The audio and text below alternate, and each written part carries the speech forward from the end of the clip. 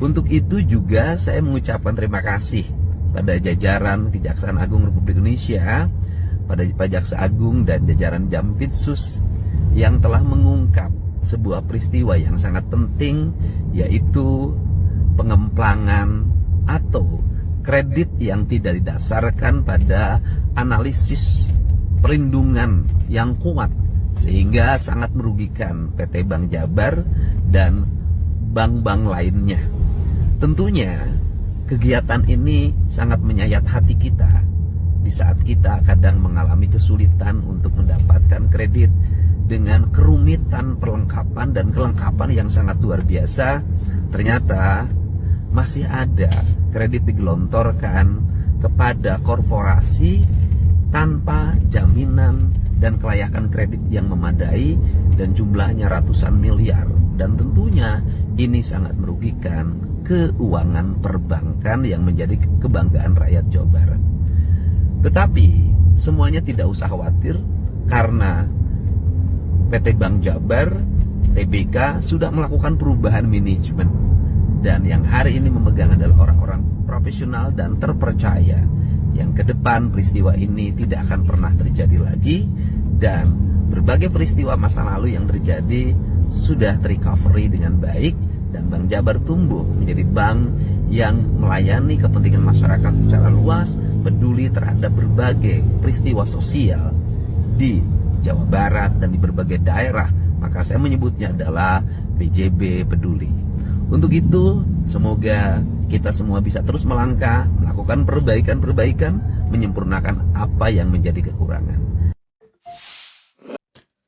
Assalamualaikum warahmatullahi wabarakatuh. Apa kabar kalian semua, teman-teman dimanapun kalian berada, dan kembali lagi di kanal King Cepi. Di kesempatan kali ini kita dihadapkan pada suatu problem klasik sebenarnya yang diungkap oleh Kang Deddy Mulyadi, dan Kang Deddy Mulyadi pun dalam kesempatan kali ini memaparkan solusinya dan memaparkan kepada kita semua selaku masyarakat bahwa semua trouble sudah diperbaiki oleh Kang Deddy Mulyadi, yakni tentang BJB yang belakangan ini sangat kontroversial sekali dengan adanya beberapa tindak pidana korupsi di sana gitu kan, penggelapan anggaran yang dilakukan oleh segelintir oknum yang berkuasa di era sebelum Kang Deddy Mulyadi. Yang dibahas oleh Kang Deddy Mulyadi sekarang ini adalah Bank BJB gitu, ketika dia ketika ada nasabah gitu, yang mana di sini notabene-nya masyarakat lah, masyarakat Jawa Barat yang mengajukan kredit gitu ke Bank Jabar untuk usaha, mungkin untuk usaha ataupun untuk peruntukannya untuk apapun, yang jelas BJB selalu mempersulit gitu, selalu memberikan syarat yang agak rumit dan agak ribet. Walhasil gitu kan, masyarakat akhirnya turun kepercayaan kepada Bank BJB, yang pada akhirnya masyarakat lebih memilih opsi lain kepada bank konvensional lain, yang mana itu merupakan sebuah kerugian juga buat Bank BJB sebenarnya, ketika ya ada sebuah perusahaan gitu yang ditinggalin oleh konsumennya, ya otomatis kan rugi dong gitu kan, yang tadinya daya belinya sekian gitu jadi menurun kan. Tapi di waktu yang bersamaan, di sini letak trouble-nya. Di waktu yang bersamaan, BJB memberikan kredit kepada salah satu korporasi besar gitu, milik BUMN, dengan jumlah yang sangat besar, tanpa jaminan dan bunga yang sangat rendah. Nah ini kan standar ganda ya, bisa dibilang standar ganda gitu. Kenapa ketika masyarakat yang memang membutuhkan gitu dipersulit, sementara korporasi besar gitu, milik BUMN yang memang skalanya nasional diberikan dengan begitu mudahnya tanpa jaminan dan dengan bunga yang sangat rendah gitu. Ya bukankah tujuan diadakannya Bank BJB itu untuk melayani sepenuhnya kepentingan masyarakat gitu. Kenapa sekarang malah berbalik, seolah-olah BJB itu pro terhadap korporasi. Tapi jangan takut wargi Jabar ya, semuanya sudah diurus sama Kang Deddy Mulyadi, dan semua sistemnya sudah di reset lah gitu, sudah diperbaiki semua. Dan Kang Deddy berkata tadi yang mengelola BJB sekarang ada orang-orang profesional yang terpercaya gitu, yang semoga saja yang terakhir gue tahu ya, kayaknya Bosman Mardigu sama Pak Helmi Yahya sudah mulai masuk di dalam jajaran kepengurusan Bank BJB gitu. Semoga kedepannya pejabat-pejabat baru di Bank BJB bisa menjalankan tugasnya dengan amanah. Mengenai kasus yang sedang ditangani oleh Komisi Pemberantasan Korupsi atau KPK yang menyebut mantan Gubernur Jawa Barat Ridwan Kamil diduga menyamarkan kepemilikan kendaraan yang disita lembaga anti rasuah itu dengan nama pegawainya. Dikutip dari cnnindonesia.com, pelaksana tugas Deputi Penindakan dan Eksekusi KPK Asep Guntur Rahayu pada hari Jumat mengatakan KPK sedang melakukan pendalaman hal tersebut sebelum nantinya melakukan pemeriksaan terhadap Ridwan Kamil. Sebelumnya, KPK pada 10 Maret 2025 menggeledah rumah RK terkait penyidikan kasus dugaan korupsi dalam proyek pengadaan iklan pada Bank Pembangunan Daerah Jawa Barat dan Banten periode 2021-2023. Dalam penggeledahan tersebut, KPK menyita sejumlah kendaraan. Penyidik memperkirakan kerugian negara dalam kasus dugaan korupsi di Bank BJB sekitar 222 miliar rupiah. KPK telah menetapkan 5 orang tersangka dalam kasus ini. Dikutip dari media CNN Indonesia ya, di sini CNN mengabarkan bahwa katanya ada temuan gitu, RK itu mengatasnamakan asetnya atas nama karyawannya gitu, atas nama pegawainya gitu kan. Jadi untuk menyamarkan identitas dari aset yang dimiliki oleh Ridwan Kamil ya dengan cara ya seperti itu gitu, diatasnamakan ke siapa gitu kan. Ya ini kan sebenarnya praktek-praktek yang sering terjadi dan lumrah gitu kan di kalangan para pejabat gitu, dan masyarakat juga sebenarnya sudah tahu gitu. Ini sejenis rahasia umum lah gitu. Tapi ya respect lah kepada KPK yang sejauh ini sudah berhasil gitu menindaklanjuti kasus dana iklan Bank BJB sampai sejauh ini gitu, dan masyarakat tentunya sangat berharap sekali gitu bahwa tidak hanya 5 tersangka itu saja gitu yang dipenjarakan, tapi ya mungkin masyarakat juga menilai ada dugaan-dugaan dari oknum-oknum yang lainnya gitu yang memang belum berhasil disikap oleh KPK. Nah, kedepannya semoga saja secepatnya permasalahan dana iklan Bank BJB ini sesegera mungkin dapat terselesaikan, karena masyarakat Jawa Barat tentunya khususnya sangat menunggu sekali keputusannya dan sangat menunggu sekali siapa-siapa sebetulnya oknum-oknum yang bermain dengan dana iklan di Bank BJB. Nah, indikasinya sudah ada kan, terduganya sudah ada gitu. Jadi ya buat KPK dimohonlah gitu, kita selaku masyarakat Jawa Barat untuk lebih cepat lagi gitu penanganannya agar supaya kasus ini nggak berlangsung alot gitu, dan masyarakat juga lama-lama bosen gitu kan nunggu kasus ini, dan jangan sampai nanti masyarakat lupa gitu dan nggak mempertanyakannya lagi untuk kemudian ya akhirnya nggak ada lagi tersangka yang ditangkap gitu ya. Enggak.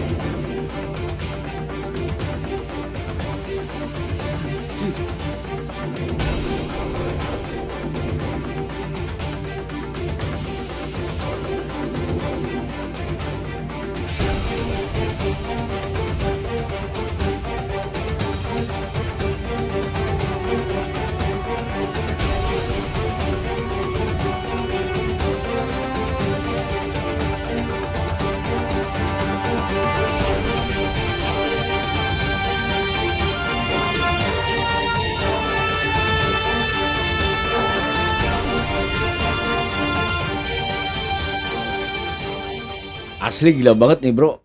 Ini gila banget sih menurut gua. Jadi ini gua bacain ya, seorang kades di Sukabumi jual posyandu. Kerugian negara capai 500 juta. Nih, kita lanjutin ya nonton berita ya. Heni Mulyani 53 tahun kepala desa di Sukabumi ditahan Kejaksaan Negeri.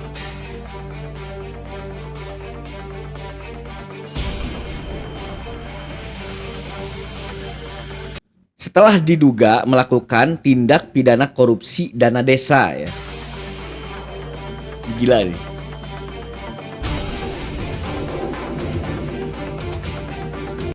Dan menjual aset desa berupa gedung posyandu. Ini yang menurut gue paling gila.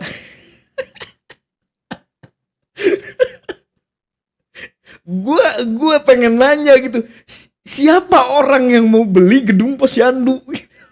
Sir, gila.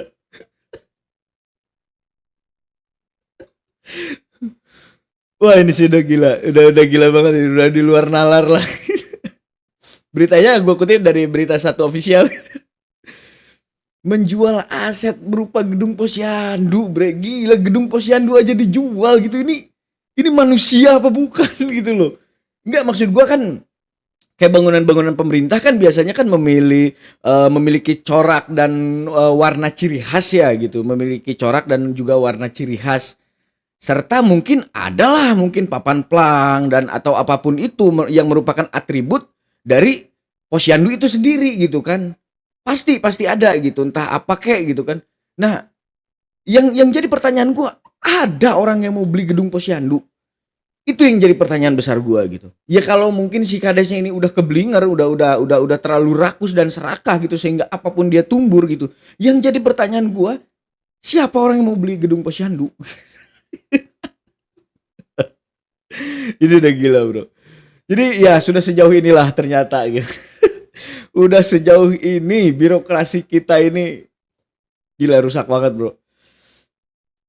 Ini ya baru satu kades ya. Semoga ya kedepannya ada banyak lagi lah gitu yang bisa ditindak oleh aparat terkait gitu, oleh aparat penegak hukum agar supaya masyarakat di tingkat desa gitu merasa nyaman dengan kehidupannya. Jangan hanya menyaksikan dari hari ke hari kecurangan-kecurangan yang dilakukan oleh oknum-oknum aparat desa. Nah, itu, bro. Nah ini udah keterlaluan sih menurut gua gitu. Setahu gua sejahat-jahatnya kepala desa ya ngegelapin dana desa. Ini gedung Posyandu dijual, gila, nggak masuk akal banget. Nanti di video selanjutnya gue pengen bahas lagi nih soal ini lebih mendetail lagi ya. Ini gue baru nemu nih videonya. Kita cari lagi lebih banyak lagi dan kita bahas. Dan gue mau kalian semua berkomentar tentang kejadian ini gitu. Seberapa ngeri kalian gitu ngelihat birokrasi di negara kita ini dari mulai tingkat bawah nyampe ke atas sekarang gitu. Gue pengen kalian tambahkan pendapat kalian di kolom komentar. Ya cuma anggaran tol yang diselepet, anggaran branding dan pemasaran juga diselepet. Ini strategi pemasaran atau strategi perampasan? Ya, KPK lagi menyelidiki dugaan korupsi dana iklan Bank BJB yang menyeret nama mantan Gubernur Jawa Barat, Ridwan Kamil. Rumahnya sempat digeledah dan ditemukan dokumen. Dokumen apa itu ya?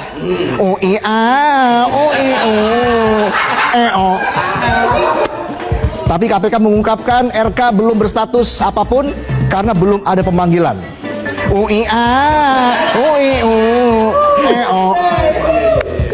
Yang jelas Pak RK bilang siap membantu penyelidikan, tapi sampai sekarang tidak ada kabar. Udah bang.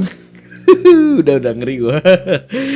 Ya soal kasus itu yang sebelumnya udah kita bahas ya, memang belum ada titik temunya sampai saat ini dan yang bersangkutan juga memang belum bisa memenuhi panggilan dari KPK. Cuman ya banyak sih gua ngelihat komentar-komentar di akun sosial media yang mana akun tersebut membahas perihal ini.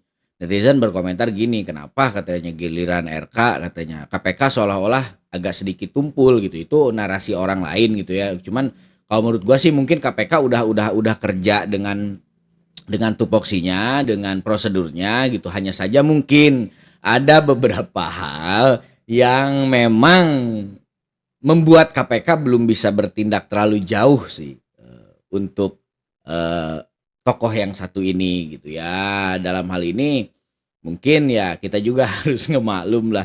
Kalau gua pribadi sih ngemaklum, cuman ya kalau kalian terserah tanggapan kalian apa gitu. Apakah kalian akan ngemaklum juga atau kalian sudah geram gitu kan? Kenapa kasus ini berjalan dan berlangsung sangat alot gitu dan tidak ada titik temunya. Memang 5 tersangka sudah ditetapkan, tapi kan ada 1 terduga yang memang belum mendapatkan penanganan lebih lanjut gitu dari aparat penegak hukum, terutama KPK yang memiliki otoritas dalam hal ini gitu ya. Kita berdoa saja semoga kedepannya semuanya bisa lancar luncur, tidak ada halangan lagi.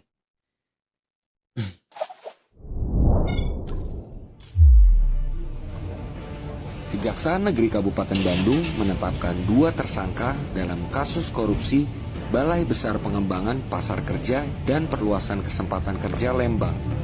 Kedua tersangka membuat proyek fiktif palsu pada tahun 2020 berupa 11 paket pekerjaan senilai 1,9 miliar rupiah. Yang merekayasa seolah-olah kegiatan tersebut sudah dilaksanakan sesuai dengan mekanisme yang diatur dalam pengadaan barang dan jasa pemerintah.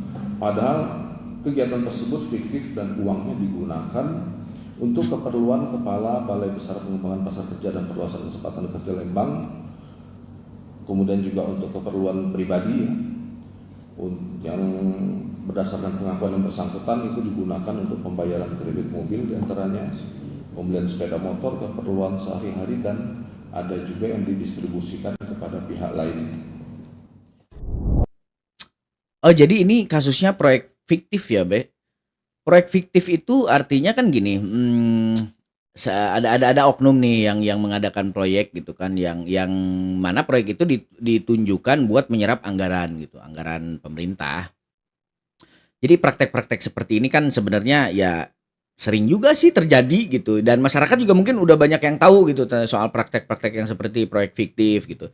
Kalau kita ngebahas di kelas-kelas bawah gitu ya, mungkin misalkan nih gua nih sebagai pejabat nih kan, kita analogikan saja gua sebagai pejabat nih, pejabat yang memimpin di suatu RT gitu misalkan. Nah kebetulan gue ini diberi prioritas gitu, diberi fasilitas oleh negara gitu untuk mengajukan sebuah rencana gitu, rencana yang memang mereka bakal mendanai gitu rencana gua. Jadi sejenis apa ya, sejenis pokok pikiran gua gitu, cuman dilindungi oleh undang-undang gitu kan. Nah terus gua nih ngerencana ini mau bangun jamban misalkan kan, mau bangun jamban.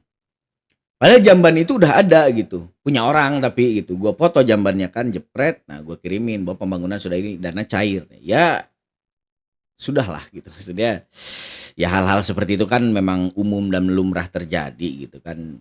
Ini kan yang masuk pemberitaan di media sosial mungkin ya hanya dari 100 mungkin cuman ya 1% lah gitu, 1%, dan yang lainnya ya masih alhamdulillah aman. Tapi semoga saja secepatnya mereka bertobat sebelum ketangkap gitu. Itu aja sih dari gua.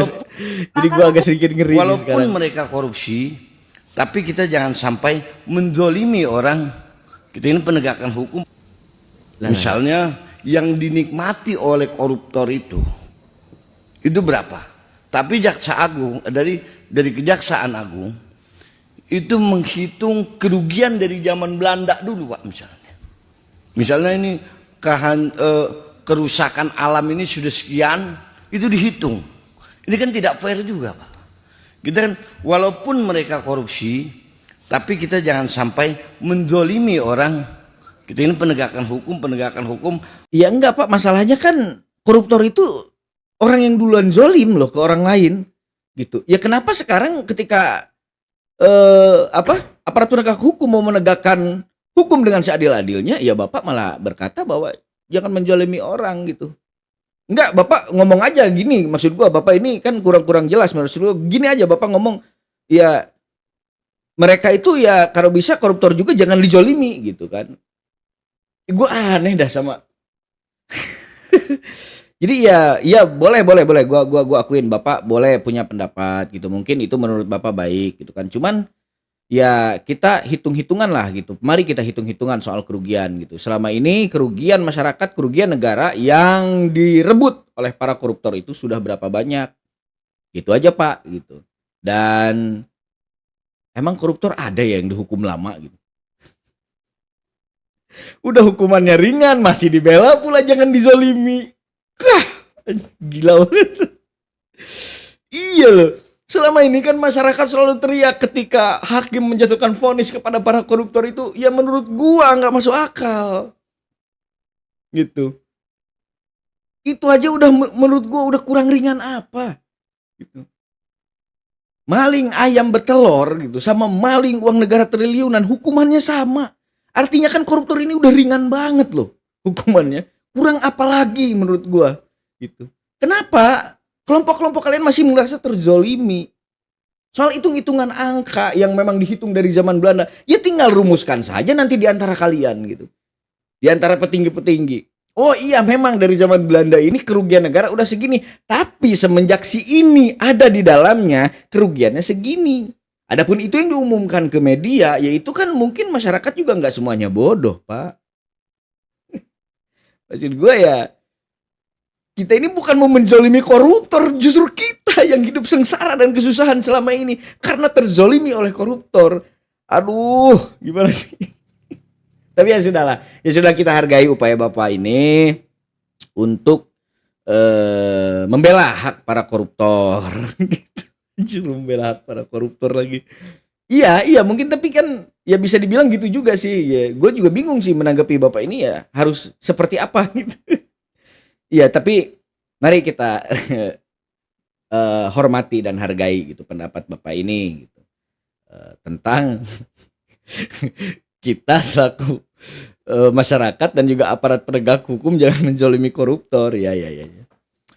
Nah, Bro, dari video-video yang kita saksikan sedari tadi ya, Pak, tentunya kita bisa menarik kesimpulan tentang keadaan negeri kita seperti apa hari ini gitu.